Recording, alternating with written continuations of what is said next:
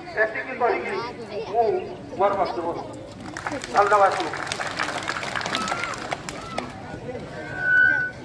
ବାଲିଘାଟ ବନ୍ଦ କରିବା ଦାବି କରି ଥାନା ଘେରାଉ କରିଛନ୍ତି ଗ୍ରାମବାସୀ। ସୌବର୍ଣ୍ଣରେଖା ନଦୀର ବାଲିଘାଟରୁ ବାଲି ଉତ୍ତୋଳନକୁ ନେଇ ସୃଷ୍ଟି ହୋଇଥିଲା ବିବାଦ। ତେଣୁ ବାଲେଶ୍ୱର ଜିଲ୍ଲା ଜଳେଶ୍ୱର ବ୍ଲକ ମାଙ୍କିଡ଼ିଆ ଗ୍ରାମବାସୀମାନେ ବାଲିଘାଟ ନିଲାମଧାରୀଙ୍କ ଜେସିବି ଓ ଟ୍ରାକ୍ଟରକୁ ଖାଦାନରୁ ଉଠାଇ ଆଣି ଗ୍ରାମରେ ଅଟକ ରଖିଥିଲେ। ପରେ ପୁଲିସ ରାତି ଅଧିଆ ଗ୍ରାମକୁ ଯାଇ ଜେସିବି ଓ ଟ୍ରାକ୍ଟରକୁ ଗ୍ରାମରୁ ଆଣିବା ସହ 2 ଜଣ ଗ୍ରାମବାସୀଙ୍କୁ ଧରି ଆଣି ଥାନାରେ ଅଟକ ରଖିଥିଲେ। ତେଣୁ 1000ରୁ ଉର୍ଦ୍ଧ୍ୱ ଗ୍ରାମବାସୀମାନେ ଏକତ୍ରିତ ହୋଇ ରାଇବଣିଆ ଥାନା ଘେରାଉ କରିବା ସହିତ ବାଲିଘାଟ ବନ୍ଦ କରିବା ପାଇଁ ଦାବି କରିଛନ୍ତି।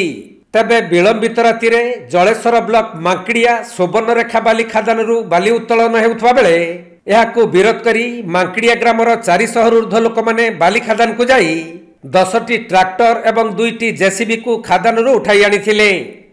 ପରେ ଜଳେଶ୍ୱର ପୁଲିସ ଟିମ୍ ରାତି ଅଧିଆ ଗ୍ରାମକୁ ଯାଇ ଗ୍ରାମବାସୀଙ୍କ ଦ୍ୱାରା ଅଟକ ଥିବା ଗାଡ଼ିଗୁଡ଼ିକୁ ଆଣିବାକୁ ଚେଷ୍ଟା କରୁଥିବା ବେଳେ ସେଠାରେ ପ୍ରବଳ ଉତ୍ତେଜନା ପ୍ରକାଶ ପାଇଥିଲା। ତେଣୁ ପୁଲିସ ବଳ ଲଗାଇ ଗାଡ଼ିଗୁଡ଼ିକୁ ଆଣିବା ସହ 2 ଜଣ ଗ୍ରାମବାସୀଙ୍କୁ ଥାନାକୁ ଆଣି ଅଟକ ରଖିଥିଲେ, ଯାହାକୁ ନେଇ ଗ୍ରାମରେ ପ୍ରବଳ ଉତ୍ତେଜନା ସୃଷ୍ଟି ହୋଇଥିଲା।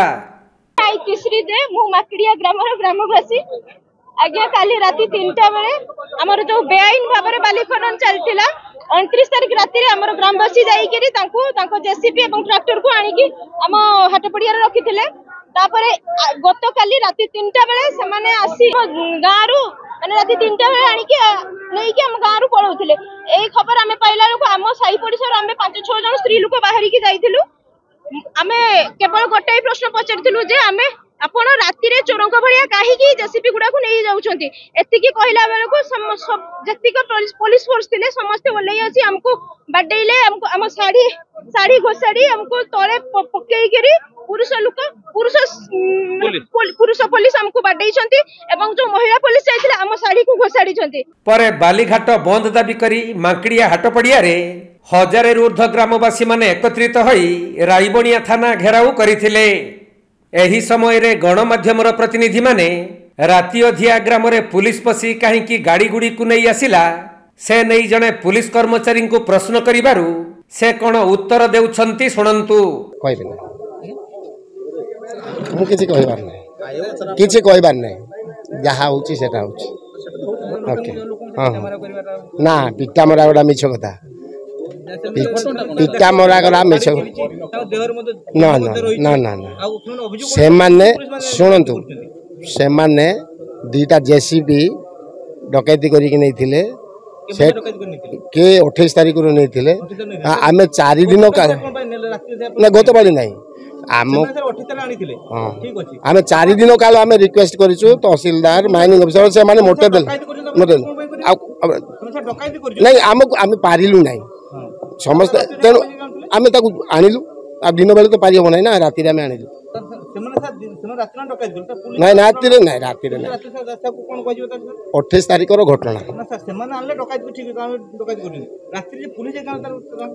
पुलिस सीज करने जाइला हाँ पांतिया सकाଳେ पांतिया राति ठीक अच्छे ओके।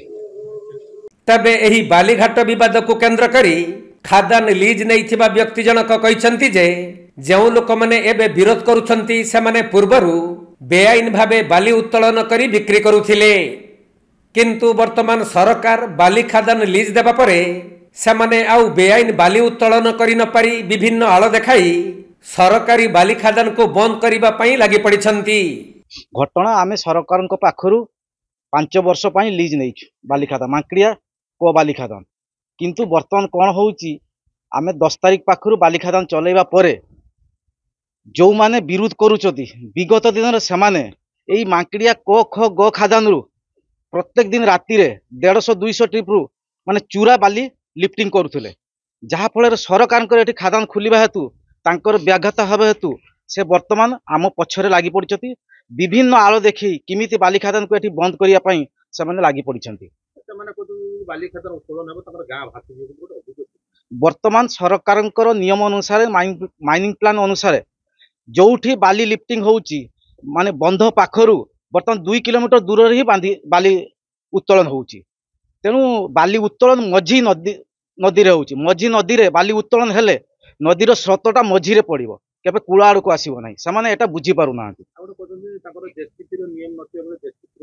ना आमे जेसीपी लगेई ना वर्तमान सुधा आमे जेसीपी रास्ता काम पाई लगेई थिलु ट्रैक्टर जेहेतु बहुत दूर नदी रे 2 किलोमीटर रास्ता अछि सेति पाई ट्रैक्टर मझिरे मझिरे पुती जहारु पेलापुली पाई आमे जेसीपी रखिथिलु जेसीपी वर्तमान आमे आदु लगेई ना आमे लेबर करी लिफ्टिंग करू।